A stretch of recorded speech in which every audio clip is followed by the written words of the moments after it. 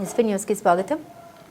సూర్యాపేట జిల్లా మేలచెరువులో శ్రీ స్వయంభూ శంభులింగేశ్వర స్వామిని దర్శించుకుని జాతరలో భాగంగా ఎడ్ల పందాలు, కబడ్డీ పోటీలు వీక్షించిన మంత్రి ఉత్తమ్ కుమార్ రెడ్డి, ఆర్ఏఏ ప్రైవేట్ లిమిటెడ్ అధినేత పోషం నర్సిరెడ్డి, ఆలయ కమిటీ సభ్యులు, జాతర నిర్వాహకులు, ఇరిగేషన్ డిపార్ట్మెంట్ అధికారులతో సమావేశమైన మంత్రి ఉత్తమ్ కుమార్ రెడ్డి, జిల్లా కలెక్టర్ తేజస్ నందలాల్ పవార్ ఈ సందర్భంగా మంత్రి ఉత్తమ్ కుమార్ రెడ్డి అధికారులతో మాట్లాడారు. ఎక్కడ రైతులకు ఎటువంటి ఇబ్బంది లేకుండా సాగునీటికి సంబంధించిన కాల్వ పనులు పూర్తి చేయాలి, ఎక్కడైనా లైనింగ్ పనుల్లో ఇబ్బంది ఉన్నా కానీ అధికారులు వెంటనే స్పందించి పూర్తి చేయాలని అన్నారు.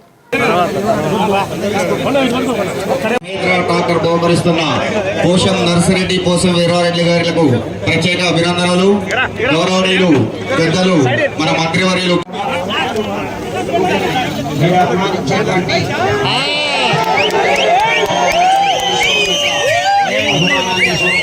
వచ్చి ఈ కార్యక్రమాల్లో పాల్గొన్నందుకు మీకు ప్రత్యేకమైనటువంటి ధన్యవాదాలు.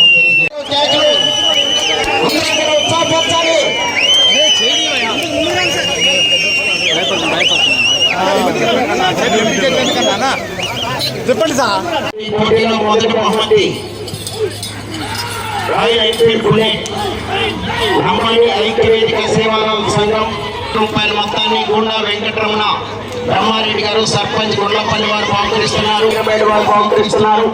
ఆరో బహుమతి 60,000 రూపాయల మొత్తాన్ని, 8వ బహుమతి 40,000 రూపాయలు my home cement industries limited manager వారు బహుకరిస్తున్నారు. గాంధీ ముక్త్యాల బ్రాంచ్ కెనాల్ అని ఒక భారీ స్థాయిలో 50,000 ఎకరాలకి 1,500 కోట్ల రూపాయలతో లిఫ్ట్ నిర్మాణం చేపిస్తున్నాం.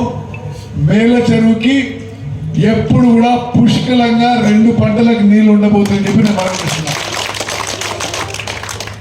అదేవిధంగా మరి దొండపాడికి మొదటి లిఫ్టిగేషన్ స్కీమ్ కట్టించింది నేనే గతంలో. ఈసారి దొండపాడు టు దాన్ని రాజీవ్ గాంధీ పేరు పెట్టినాం.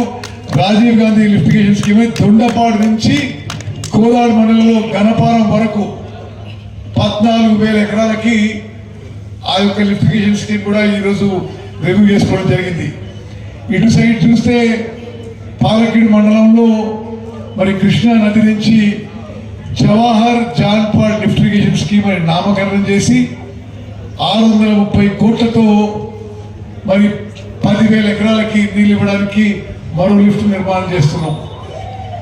అదేవిధంగా అనేక చిన్న చిన్న లిఫ్టిగేషన్ స్కీమ్ కూడా నిర్మాణం చేస్తున్నాం.